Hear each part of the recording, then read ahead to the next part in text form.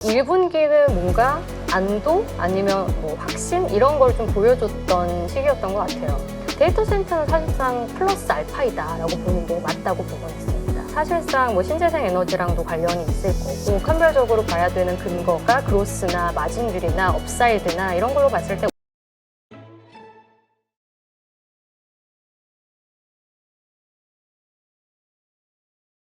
우리 시장을 또 아웃퍼폼하고 있는 업종, 대표적으로 또 전선, 변압기, 전력 설비 업종들 좀 볼 수가 있을 것 같은데, 일단 오늘 또 관련된 종목들 또 이어서 짚어보도록 하겠습니다. 지금 1분기 실적에 대해서 이야기를 해야 될 것 같은데 좀 어땠나요? 변압기 전선주들 전반적으로? 그러니까 작년부터 넘버스에 대한 그 의심은 없었던 섹터이기는 한데 1분기는 뭔가 안도 아니면 뭐 확신 이런 걸 좀 보여줬던 시기였던 것 같아요. 전체적으로 일단 실적이 다 괜찮았고요. 네.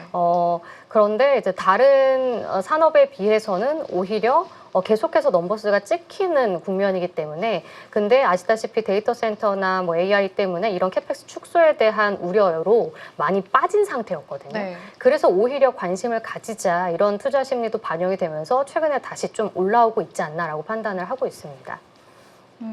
그러면은 사실 지금의 어떤 안도라고 표현을 하셨는데 그동안에 기대치는 많이 낮아져 있는 상황이었잖아요. 눈높이 자체가. 그럼 다시 한번 눈높이를 올려볼 수 있을 만한 구간이라고도 좀 생각을 해볼 수 있을까요? 그게 조금 어려운 것 같아요. 그래서 데이터 센터의 캐펙스가 이제 축소된다라는 게 이제 뭐 아마존이라던가 아니면은 뭐 마이크로소프트라던가 이런 게 지금 계속 나오고 있기 때문에 데이터 센터의 멀티플을 이제는 해소시켜야 되지 않느냐라는 의견들이 많은 거거든요. 네. 그러니까 저 지난번에 나왔을 때 이 전력 설비의 수요가 계속 견고하고 사이클이 강하다라는 말씀을 드린 바가 있는데, 그때의 근거가 교체 수요뿐만 아니라 신규 수요가 AI도 있고 신재생도 있습니다라고 말씀을 드렸었는데, 여기서 AI라는 게 신규 수요일 줄 알았는데 우리의 기대보다 안 나오는 게 아니냐, 네. 이런 생각을 하게 만든 거거든요. 근데 이제 모두들 다 동의를 하실 것 같은데 없던 게 생긴 건 맞거든요. 네. 그래서 신규 수요는 맞는데 이게 얼마나의 파급력이 있을지에 대해서 잘 아무도 가늠을 할 수가 없는 거예요. 그래서 일단은 빼자라는 생각을 다들 하셨다가 네. 근데 그래도 숫자가 계속 나오네? 근데 이 숫자가 아직 AI도 많이 반영이 안 된 거네? 그러면 또 다시 봐야 되지 않을까라는 기대감인데, 질문을 해주셨던 그러면 추가적으로 모멘텀이 어떤 게 있을까라고 했을 때는 일단은 조금 식었죠. 그 기대감이. 그래서 제가 생각할 때는 작년과 좀 다른 포인트로 이제는 선별적으로 접근을 해야 된다라고 계속 말씀을 드리고 있어요.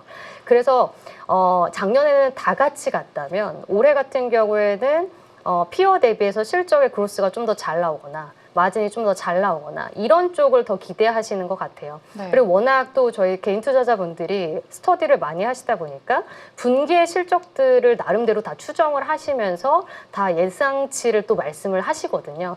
근데 그 기대치를 충족을 시키는 기업들이 있을지, 네. 아니면 이걸 미스하는 기업들이 있을지에 대해서 굉장히 많은 토론이 오가는 시장인 것 같습니다. 그만큼 관심이 많다라는 것 같은데, 그래서 저는 1년을 보고 말씀을 드려서 좋다라고 설명을 드릴 수 있겠지만, 이게 또 기업마다 분기별로 숫자가 계속 미스가 나거나 아니면 더 아웃퍼폼을 하거나 이렇게 되면 주가의 흐름은 조금씩 달라질 수가 있는 거라고 보고 있어요. 그 안에서 어쨌든 좀 선별이 굉장히 중요한 시점이고, 그러면은 결국은 사실 변압기나 전선 이쪽에 많이 관심을 가졌던 게 말씀 주신 대로 AI였었잖아요. 네. 근데 이번 실적에서 그 매출 레벨에서 이 AI 효과를 좀 체감을 하시나요? HD 현대일렉트릭, 효성중공업, 네. 산일전기, 일진전기, 뭐 아니면 LS일렉트릭 이런 게 있는데, 일단 변압기 회사 중에서 지금 AI 향의 숫자가 나오는 기업들은 사실상 거의 없습니다. 지금 한 3% 미만이라고 계속 회사는 소통을 해주고 있어요. 왜냐하면 지금 데이터 센터를 미국에서도 짓고 있는 거고 우리나라에서도 많은 뭐 정책들도 있고 수요도 있지만 아직 짓고 있지는 않거든요. 기존에 있는 거 제외하고는. 네. 그래서 아직 붙지 않은 모멘텀이긴 해요. 그런데도 숫자가 잘 나오다 보니까 많이들 이제는 다시 들어가야 되지 않냐라고 생각을 하시는 건데, 그럼 이 AI가 언제부터 붙을 것이냐라고 네. 봤을 때는 조금 시간이 걸리겠죠. 근데 LS 일렉트릭 같은 경우에는 변압기나 아니면 전선 이런 걸 하는 게 아니라, 뭐 변압기도 좀 하지만 배전반이 주이거든요. 네. 근데 그래서 LS 일렉트릭은 하반기부터 데이터 센터 향의 배전반 매출이 나올 거예요. 근데 HD 현대일렉트릭이나 효성중업 같은 이런 초고압 변압기는 아직은 데이터 센터 향은 별로 없다라고 보시면 될 것 같습니다. 근데 그럼에도 불구하고 미국의 디맨드가 상당히 많이 올라온 상황이고, 그 수주를 받은 게 2030년까지 쌓여 있다라고 생각을 한다면 데이터 센터는 사실상 플러스 알파이다라고 보는 게 맞다고 보고는 있습니다. 그러면은 데이터 센터 수주 그 초고압 변압기가 숫자로 보여지는 거는 조금 시간이 필요하다 이렇게 말씀하셨는데 얼마나 필요할까요? 일단 지금 수정하고 교체되는 계시는. 것부터 다 빨리 깔리고 데이터 센터의 그림이 다 나와야겠죠. 뭐 X라던가 XAI라던가 아니면은 뭐 아마존이라던가 지금 뭐 캐펙스를 계속 조정하고 있는 가운데 건설을 어느 정도 하겠다라는 게 이제 가시화가 되어야겠죠. 근데 이제 배전반 같은 경우에는 그 안에서의 먼저 들어가는 수요가 있기 때문에 LS 일렉트릭이 수주를 예를 들어서 하게 된다면 빠르게 숫자가 나올 수 있는 거고, 변압기 같은 경우에는 지금 전력청에서 지금 수주를 받는 거기 때문에 앞단에서부터 받고 있는 거거든요. 그러니까 네. 아직 이쪽을 하고 있는 거니까 앞단에서 하고 배전으로 간 다음에 데이터 센터에서 짓는 변압기가 필요하거나 전선이 필요하거나 이런 건데, 아직 여기가 지어지지 않는 상태에서 이거를 받고 있는데 추가적으로 이것도 달라고 하고 있는 거죠. 그러니까 사실은 수요가 엄청난 거는 맞습니다.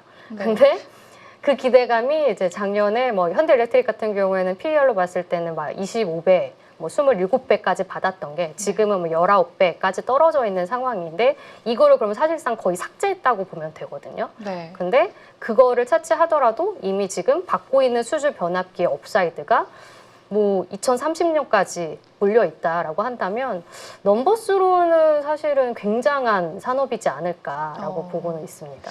그러면은 이게 사실 근데 고민이 될 수밖에 없을 것 같아요. 왜냐하면 작년까지만 하더라도 뭐 HD 현대일렉트릭 기준으로 했을 때는 보통 PER이 20배 밑으로 떨어지면 무조건 사야 된다라는 네. 그 심리가 좀 있었는데, 지금은 만약에 기대감이 좀 이렇게 없어진 거라면은 싸다고 할 수는 없는 구간 아닌가라고도 네. 좀 생각을 할 수가 있잖아요. 그래서 그게 좀 네. 갈리는 것 같아서 저도 어렵거든요. 네. 그래서 이렇게 뭐 수출 1위 섹터라던가 아니면은 이쪽에서의 슈퍼 사이클인 거는 지금 인정을 다들 하고 계신데, 작년만큼 밸류를 줄 수 있을 것인가에 대한 고민을 하는 거거든요. 근데 작년에 시장 전체적으로 그렇게 좋지는 않았었고, 올해 같은 경우에 시장이 그래도 조금 살아나고 있다라고 판단하실 수 있을 것 같은데, 네. 그래서 이제 다른 섹터들도 관심이 있다 보니 굳이 이 전력 설비를 더 사야 되나라고 고민을 하시는 것 같아요.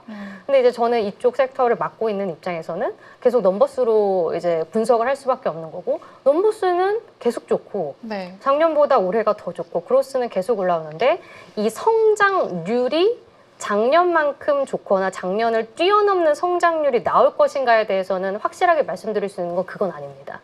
작년의 성장률이 훨씬 더 높아요. 근데 성장률, 그로스율이 올해는 작년보다 둔화되는 건 맞는데, 이거를 피크아웃으로 보시는 분들도 있어요. 근데 이제 산업의 피크아웃은 절대 아니라고 말씀드릴 수 있을 것 같아서, 네. 그래서 약간 어떻게 판단하냐에 따라서 어려운데, 1분기 실적은 이런 와중에 좀 확신을 가질 수 있게 하는, 그러니까 숫자가 계속 나올 거라는 거를 좀 안심시켜준 실적이었다. 그러면 20배까지는 아니더라도 사실 1분기 실적 나오기 전까지 HD 현대일렉트릭을 보면은 15배까지 네. 떨어져 있었어요. 그러니까 그때 매수하신 분은 지금 되게 많이 먹으셨을 거거든요. 그렇죠. 그러니까 약간 그런 관점에서 본다면 좋은데, 네, HD 현대일렉트릭이 이제 어제 기준으로 이제 벌써 또 19배까지 왔고, 그럼 여기서의 플러스 할 수 있는 멀티플이 있을 것인가? 네. 그거에 대해서는 이제 조금 약간 갈리는 거죠 또. 어. 그래서 저는 오히려 선별적으로 접근을 하자라고 말씀드렸는데 그러면 아직 15배가 안 됐거나 아직은 상대적으로 좀 싼 애들을 관심을 가져보자. 그래서 저는 일진전기나 산일전기를 좋아하는 편인데 이 회사들은 그로스가 피어 대비해서 계속 견조하고 네. 뭐 산일전기는 1분기에 OPM이 38%가 나왔어요. 그리고 일진전기는 계속 5% 4% 나왔던 애가 처음으로 7%대가 나왔어요. 그러니까 이런 성장을 보여주는 회사들로 좀 엣지를 좀 가져가는 게 좋지 않을까 이렇게 말씀을 드리고 있습니다. 그래서 그 종목들을 좀 긍정적으로 네. 말씀을 해주셨군요. 네, 그리고 사실 지금 해외 수주권 관련해서도 계속 관심이 높은 그런 상황인데 올해 좀 뭐 전선이라던가 뭐 초고압 이거는 계속 나오는데 뭐 해저 케이블 이쪽까지 좀 기대감이 확산이 되고 있는 것 네. 같아요. 이쪽들 현재 수주 상황은 좀 어때요? 수주는 계속 받고 있는데 네. 사실 상장하지 않은 LS전선이 우리나라에서는 해저 케이블로 숫자가 유일하게 나오는 기업이고 대한전선 같은 경우는 처음으로 이제 하반기에 이 해저 케이블 향 숫자가 나옵니다. 그래서 그런 점에서 굉장히 의미 있어요. 네. 근데 이거는 해외 수출 쪽은 아니고 우리나라의 이제 영광 나걸 쪽의 프로젝트에 참여한 게 있어서 그쪽의 숫자가 하반기에 실리는 거예요. 그래서 뭐 많이들 아시겠지만 지금 우리나라의 플레이어가 해저 케이블을 할 수 있는 플레이어가 LS전선과 대한전선밖에 없습니다. 근데 이 상황에서 뭐 여러 가지 경쟁이기 때문에 다툼도 있고 하는 건데 LS전선은 뭐 프리즈미안이나 넥상스나 NKT나 이런 회사들과 버금갈 정도로 유럽에서도 이미 인정이 되고 있는 기업이에요. 그래서 MS도 한 10% 정도 되고 네. 근데 대한전선도 기술력은 다 확보를 해서 이제 후발주자로 뛰어들려고 하는 겁니다. 그러면 저는 이게 나쁘지 않다라고 보고 있거든요. 왜냐면 네. 우리나라에서 플레이어가 둘밖에 없는데 근데 또 아시다시피 지금 또 공약이 나온 것들이 여러 가지 뭐 있잖아요. 뭐 네. 서해안 에너지 고속도로도 있고 또 에너지 3법이 이미 통과가 됐고 그러면 우리나라도 전력이 모자라는 상황에서 신재생 뭐 해상풍력을 끌고 와서 해저 케이블을 개발하고 싶은 건 당연한 사실인데 그럴 때 플레이어가 하나만 있는 것보다 둘이 있는 게 저는 낫다고 생각을 해서 이 회사들이 기술력만 다 갖고 있다고 하면 두 기업 모두 낙수 효과를 얻을 수 있지 않을까라는 컨셉으로 전 대한전선도 같이 커버를 하고 있고요. 그래서 저는 다 긍정적으로 보고는 있습니다. 그래서 싸우지 않았으면 좋겠는데. 네, 그렇습니다. 네. 네. 근데 또 막상 싸우면은 주주분들은 좋아하시더라고요. 그렇죠. 네, 그런 거에 대해서 제가 언급할 수는 없지만, 네, 그런 네. 것도 있다. 네. 알겠습니다. 네. 네, 여러 가지 좀 가능성들을 고려를 하고 있는데 또 최근에 그 전선주들, 전력 설비주들 좀 반등 나오기 시작했던 계기 중에 하나가 그 유럽 정전 이슈였었던 것 같아요. 근데 이런 뭐 유럽에서의 대규모 정전이나 이런 것들로 뭐 AI 인프라 관련해서 뭐 새롭게 뭔가가 나올 가능성이 높지 않겠느냐에 대한 또 이야기들도 있던데 네. 요거는 좀 기대를 해볼 수 있을까요? 맞습니다. 그래서 지금 스페인 그쪽에서 정전이 일어난 게 그 연결 송전망 부분의 케이블 때문이라고 지금 얘기가 나오곤 있어요. 네. 그래서 그런 점에서는 더 고도화된 기술이 있는 이제 전선 기업들이 더 수혜를 받을 가능성이 높죠.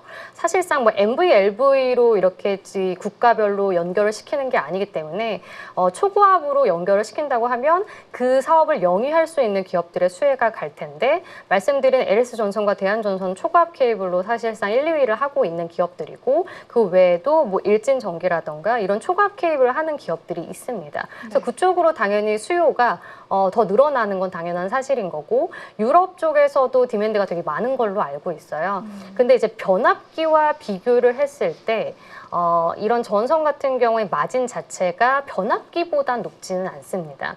근데 초고압 케이블 같은 경우에 하이싱글 이상이기 때문에 그리고 해저 케이블로 가면 두 자릿수가 되고요. 그래서 더 기술력 경쟁이 더 활발하게 나타나지 않을까라는 생각을 했을 때 유럽 전선 회사들은 되게 좋은 회사들이 많아요.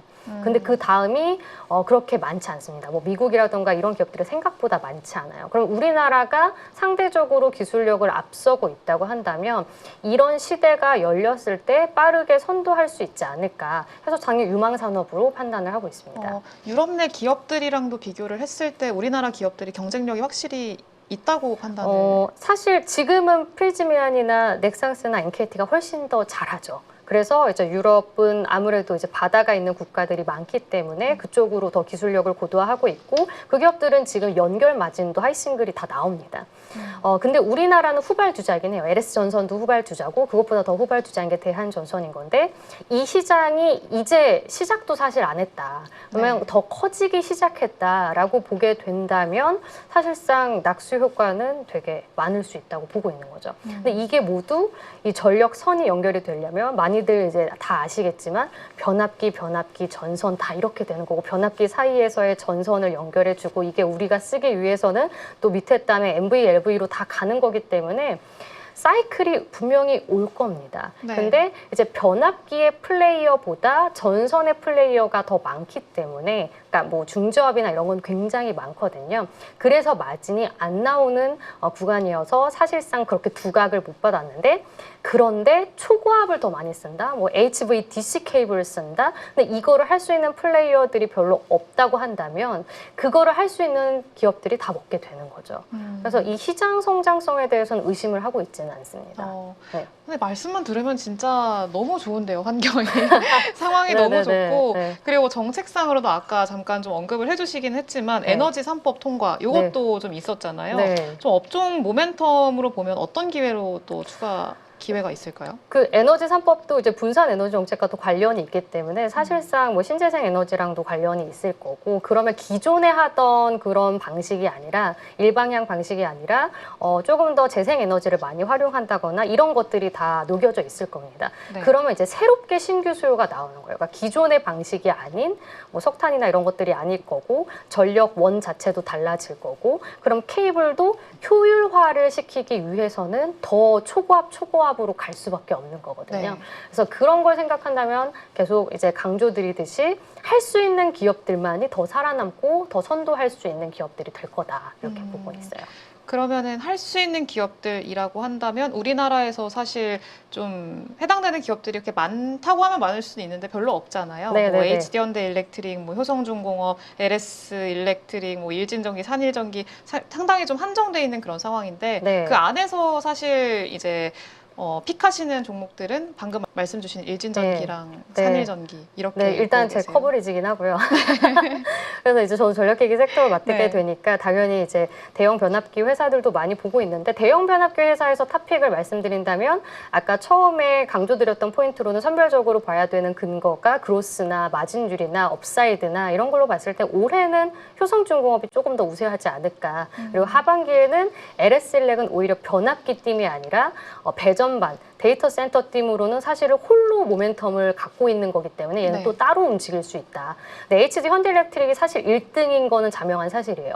좋은데 OP 마진이 막 21%, 22% 여기서 업사이드가 더 있을 수 있을 것인가를 만약에 주목을 하신다면 네. 작년과 비교를 했을 때는 업사이드가 그렇게 크진 않을 수 있어요. 근데 효성중공업 같은 경우에는 아직 뭐 OPM이 뭐 90% 이렇게 정도 되니까 9에서 10% 정도 되니까 이게 건설이 껴있기 때문에 그런 거거든요. 네. 전체 연결은. 근데 건설이 작년에 너무 안 좋았는데 뭐 올해도 좀 안 좋을 수 있지만 제가 건설 섹터는 또 아니어서 그렇지만 그게 작년보다는 조금 나갈 돈이 덜한데 미국의 변압기 향이 상당히 수주가 많은 게 들어가기 시작을 하는 게 올해 원년이라고 한다면 오히려 업사이드는 효성중공업이 더 있을 수도 있다. 근데 계속 신고가를 지금 경신을 네. 하고 있기 때문에 조심스럽지만 근데 항상 밸류는 현일렉보다 쌀 수밖에 없는 환경이기는 해요. 근데 이게 과연 트라이를 할 것인가? 막 18배, 19배까지 트라이를 할 것인가? 이거는 계속 지켜볼 필요는 있어 보입니다. 이게 사실 지금까지 또 좋은 얘기 위주로 좀 했는데 네. 가장 걱정하시는 것 중에 하나 관세잖아요. 네네. 근데 이거는 영향을 좀 어떻게 평가하고 계세요? 관세는 이제 대부분의 기업들이 동일하게 말씀을 하시는 게 우리는 뭐 5대5 아니면 뭐 이렇게 고객사와 협의를 계속 하고 있다. 그리고 네. 관세가 지금 정해진 게 또 아니잖아요. 유예가 됐다 네. 보니까 계속 지켜보고 있다. 하지만 큰 영향은 없을 것이다 라고 똑같이 동일하게 답변을 해요. 근데 일단 초고압 변압기를 말씀드리면 그럴 수밖에 없는 게 약간 밑에 단이랑은 다르게 초급은 정말 쇼티지가 계속 진행이 되고 있거든요. 네. 리드 타임도 원래 뭐 1년이었다가 이게 2년으로 늘어나고 최근에는 업데이트했던 때 2.5년까지 또 늘어난 상황이라서 달라고 계속 요구를 하고 있는 상황이에요. 그렇기 때문에 갑이라고 한다면 오히려 공급자 이게 되겠죠. 그럼 공급자 우위 환경 속에서 오히려 ASP를 더 올릴 수가 있는 거고 관세 우리가 다 안 떠안을 거야 라고 한다면 쉐어를 할 수가 있는 거거든요. 아니면 우리가 뭐 관세 다 내줄 테니까 너네 그냥 빨리 줘 이럴 수도 있는 거라서 네. 사실은 회사들 자체에서는 아주 크게 우려하고 있지는 않습니다. 근데 리스크 말씀하셨으니까 조금 더 첨언을 하면 오히려 환율 같은 경우에는 지금 제가 언급드린 기업들은 다 해지를 하고 있기 때문에 근데 네. 해지율에 따라서 좀 다를 수 있는데 효성은 좀 해지를 많이 하고 있는 편이고요. 다른 기업들은 한 3에서 40% 정도 해지를 하고 있다고 보면 됩니다. 그래서 그거에 따른 뭐 환손실이라든가 이런 게 조금씩 있을 수는 있어요. 근데 공급자 우위 환경에서 사실 ASP를 계속 올릴 수 있는 환경이라고 한다면 이 부분도 어느 정도 리스크는 좀 해소될 수는 있습니다. 그래서 아주 그렇게 우려하고 있는 편은 아니고 또 이게 경쟁사라고 한다면 뭐 멕시코나 캐나다 이쪽이 될 수도 있는데 그들 기업들의 관세 환경은 어떨 것인가 그리고 중국도 있을 거고 뭐 네. 우리보다 나을 것인가 했을 때 뭐 딱히 그것도 아니거든요. 그래서 다 그쵸. 같이 힘든 상황이기 때문에 그래서 경쟁으로서는 그렇게 뒤처질 가능성은 별로 없다라고 말씀드릴 수 있겠습니다. 알겠습니다. 결국에는 또 이게 확실해지는 걸 지켜봐야겠네요. 맞아요. 좀 네. 불확실한 상황이니까. 알겠습니다. 네, 지금까지 전력 인프라 새로운 트렌드 키워드로 떠오르고 있는 이 내용들 현재 상황 점검해봤고요. 앞으로 지속성도 좀 말씀 주셨습니다. 지금까지 귀한 인사이트 감사합니다. 감사합니다. 6월 대선을 앞두고 있는 상황에서 상법 개정이라든지 증시 활성화에 대한 그런 기대감들이 분명히 만들어질 거라고 생각을 하고 있고요. 트럼프가 고관세를 매기는 부분들이 지금 해결이 되어가는 단계잖아요. 금리 인하 시기에 수출하는 나라이기 때문에 외국인들까지 들어오게 된다라고 하면 굉장히 좋은 흐름이 만들어질 수 있다. 증시가 좋아졌을 때 잘 벌고 더 많이 버는 사람들은 준비가 되어 있는 그런 사람들이거든요. 명확하게 어떤 사야 되는 기준, 팔아야 되는 기준, 원칙이 안 잡혀 계신 분들은 자신만의 기준과 원칙, 포인트를 잡아서 매수 매도의 타이밍을 잡는 훈련을 계속 반복을 해보는 거죠. 8주 동안 무려 24번이나 되는 라이브를 통해서 트렌드에 맞게끔 대응을 하실 수 있도록 그러한 훈련을 진행하는 이 부분이 핵심이라고 보시면 될 것 같습니다. 복잡한 이론보다는 시장 흐름을 파악하는 눈과 타이밍을 잡아가는 그런 포인트라고 생각하시면 됩니다.